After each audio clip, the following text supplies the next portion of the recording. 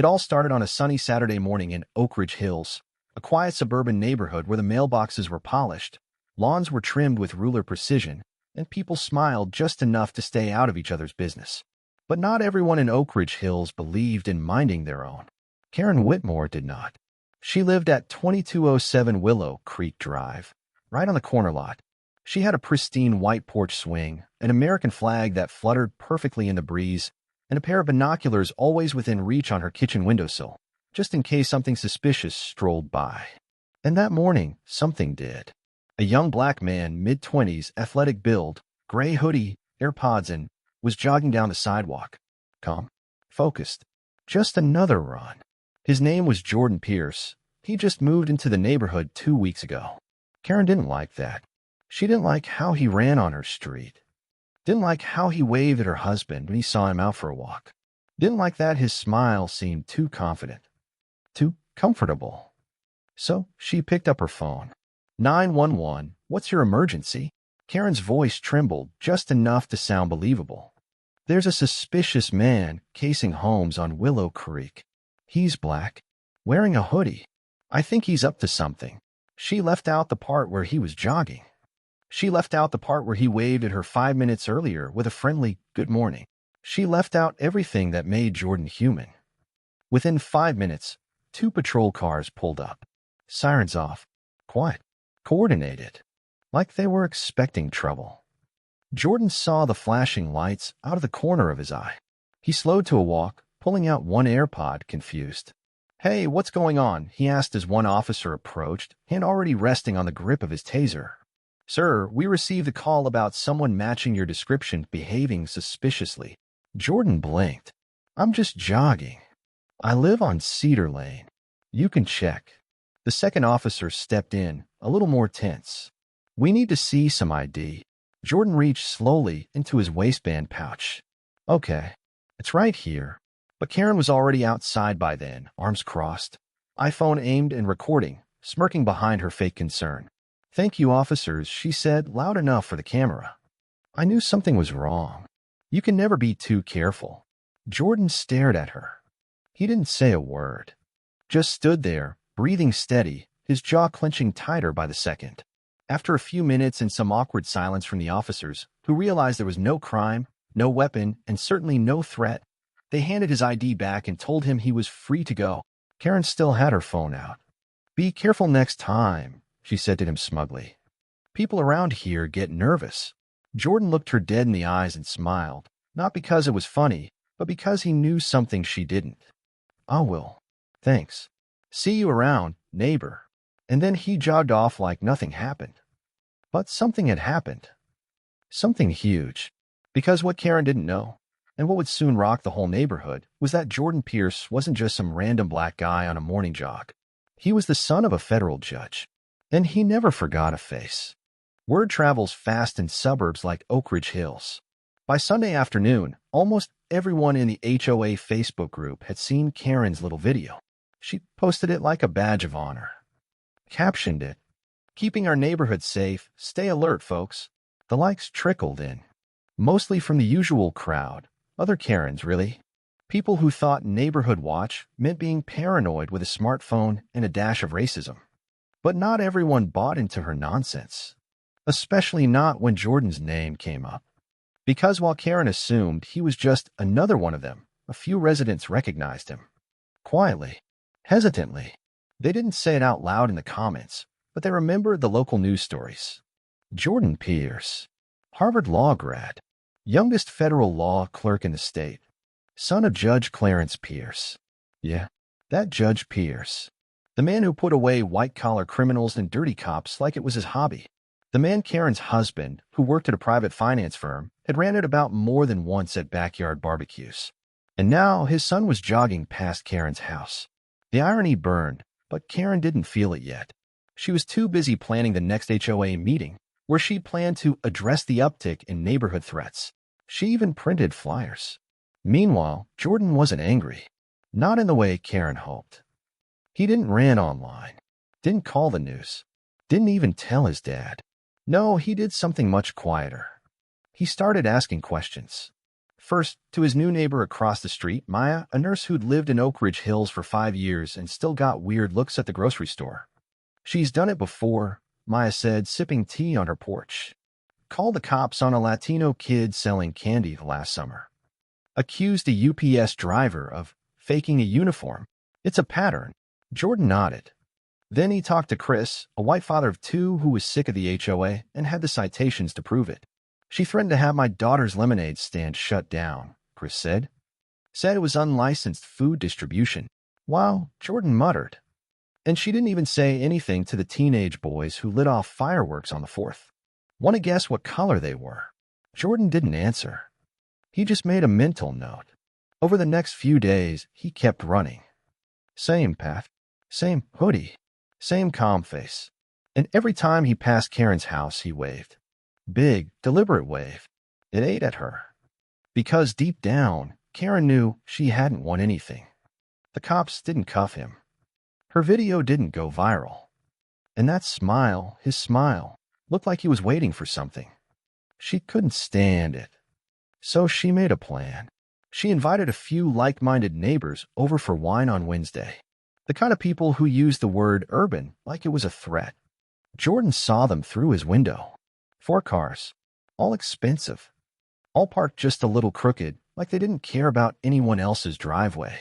And Karen, she smiled wider than ever that night. But while she toasted her cheap Pinot Grigio to neighborhood safety, Jordan was upstairs reviewing Oak Ridge Hills HOA bylaws, city zoning permits, and a few public records. Because Karen had no idea who she was playing with. And if she thought calling the cops was her power move, she hadn't seen his yet. Thursday morning came with a knock. Not the loud, threatening kind Karen usually imagined when she thought of trouble. No, it was crisp, polite, and perfectly timed. When she opened the door, she found Jordan standing there with a clipboard and a smile so calm it made her skin itch. "Hi, Ms. Whitmore," he said. "I was wondering if you had a moment to talk about the HOA." Karen raised an eyebrow. "Excuse me, I've been reviewing the bylaws. Just wanted to get your input on a few violations I've noticed." "Violations?" she scoffed. "Of who?" He tilted his head. "Well, you mostly." She blinked. That smile stayed plastered on his face. "I noticed your porch swing isn't up to code. Wrong bracket size." Jordan continued casually, flipping a page. "Also, your hedges extend 2 inches beyond the acceptable limit according to HOA Section 7.3, and your security camera faces a public sidewalk, which violates municipal privacy codes." "Oh, and that fountain in your yard?" "Not approved." Karen's jaw twitched. "I've been here for 11 years. No one's ever said anything." Jordan shrugged. "Well, I've been here for 2 weeks, and I am saying something." He handed her a neatly stapled packet, complete with photos, city codes, timestamps. "Feel free to review. I've already submitted copies to the HOA board for discussion at the next meeting." Karen didn't take the packet. She just stared at him like he just told her the sun was illegal.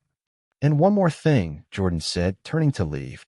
"I heard you're planning to propose a motion about increased neighborhood safety patrols. I've submitted a counter-motion. It calls for an investigation into racially motivated 911 calls within the community. You'll see it on the agenda." He walked away before she could respond. And that was the moment Karen realized. She had picked the wrong fight. But she wasn't backing down. Not now. Not when her pride and her control was on the line. She spent the rest of the day calling board members, trying to rally support. "He's harassing me," she claimed. "He's threatening lawsuits. He's trying to stir up division." Most of them gave her the usual polite hums and "we'll sees." But behind closed doors, they were starting to get nervous. Because Jordan didn't come off like a guy who made empty threats. He came off like a guy who knew the rules better than anyone. By Friday, Karen had done everything she could, reshuffled her garden gnomes to look less creepy, turned off the porch camera, even repainted her mailbox. But the HOA packet kept getting bigger. Because Jordan wasn't working alone anymore. He quietly formed a coalition, Maya, Chris, and 5 other residents who were sick of Karen's self-appointed power. They called themselves the Oak Ridge Equity Group. They weren't loud. They weren't angry. They were strategic. They filed grievances, researched legal precedents, even hired a zoning consultant. They dug into old HOA minutes and found years of ignored complaints from minority residents, all brushed aside by Karen and her crew. And they planned to bring it all up at the next meeting. That Saturday, at Karen's house, because, ironically, she had volunteered to host it weeks ago. She had no idea she'd be walking into a trap of her own making. And by the end of the meeting, someone wouldn't just be embarrassed. They'd be exposed. Saturday, 6:58 p.m. Karen paced her freshly mopped tile floor in white wedges and a beige cardigan, trying hard to look calm, like she wasn't sweating bullets under the perfume. The living room was pristine. Candles lit, cookies arranged, Chardonnay chilling. But beneath the hospitality, she was bracing for war. At 7:01, the doorbell rang. First to arrive, Susan and Greg, her loyal allies from 2 doors down. They nodded at her with the energy of people who still believe this would be just another HOA meeting where Karen ran the show. But by 7:05, things started to feel different. Because in walked Chris, carrying a binder so thick it looked like it had footnotes. Then Maya, laptop open and already typing. Then Derek and Tanya, a quiet couple from Maple Court, who'd never shown up to a meeting in 3 years, until now. And finally, at 7:09, Jordan Pierce. He didn't bring wine. He brought receipts. "Thanks for hosting," he said with a warm smile that made Karen's stomach twist. Everyone took their seats. Karen stood at the front of the room and cleared her throat, clutching a notepad like it was a lifeline. "Let's begin by discussing neighborhood safety. I've noticed a concerning pattern of unfamiliar individuals loitering around." Jordan raised a hand, cutting her off with surgical politeness. "Before we get to that," he said, "I'd like to introduce Emotion." Karen blinked. "Emotion?" He nodded. "To review the pattern of biased and racially motivated emergency calls made by HOA members, specifically from 2207 Willow Creek." A few people shifted in their seats. Karen laughed nervously. "Are you serious?" "Oh, I am," Jordan said, sliding printed documents across the coffee table.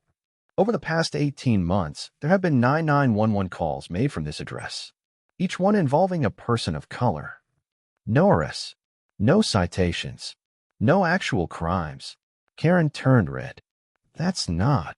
I also cross-referenced these with HOA complaints. You filed more than any other resident in the last 5 years. 72 complaints. 64 were about minority neighbors." Susan looked at Karen like she just farted in church. Jordan continued. "Now, according to HOA regulations, any member who engages in discriminatory behavior can be subject to board review and potential removal." Karen's mouth opened, but no sound came out. Chris chimed in next. "We're also submitting a petition to amend the bylaws. We want a clause added that explicitly prohibits racially biased enforcement of HOA rules." Karen's face twisted into something between panic and rage. "This is a witch hunt. You people are trying to take over the HOA." Jordan leaned back in his chair. "Karen, we're not trying." Then he dropped the final bombshell. "I've also filed a complaint with the city. Turns out your porch swing, your front-facing camera, and your little garden fountain all violate multiple codes. You're looking at several fines unless you remove them by next week." Silence. Even Greg looked away. Karen's hands trembled as she gripped her wine glass. "You set me up." Jordan didn't flinch. "You set yourself up. I just play by your rules better than you ever did." Then Maya spoke, quiet but firm. "This neighborhood's changing, Karen, whether you like it or not." And with that, the meeting ended. One by one, people got up and left. No one touched the cookies. No one said goodbye. Karen stood there alone in her own living room, surrounded by untouched snacks, melting candles, and the lingering smell of her own defeat. But the worst part, it wasn't over. Because Jordan had one last card to play. And when he played it, Karen's entire world would collapse.